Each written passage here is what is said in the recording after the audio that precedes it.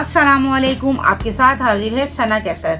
आज मैं आपको वेट लूज सैलेड बनाना सिखा रही हूँ। ऑयल लिया है, 2 स्लाइस मैंने ब्रेड ली थी और उसको क्यूब्स में कट कर लिया था। ऑयल में चिकन को अच्छी तरह फ्राई करेंगे। आधी चाय का चमचा नमक और आधी चाय का चमचा कुटी हुई मिर्चें और 1 खाने का चमचा सोया सॉस।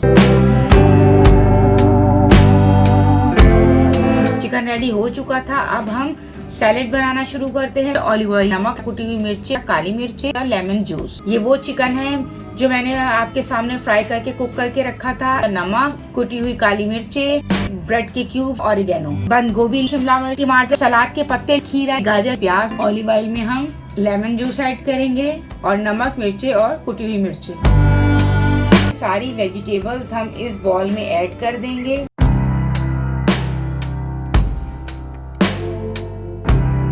मेरी रेसिपी आपको पसंद आई तो प्लीज मुझे कमेंट्स में जरूर बताएं। मेरे चैनल को लाइक, शेयर और सब्सक्राइब कीजिए। मिलते हैं नेक्स्ट रेसिपी के साथ। अल्लाह हाफिज।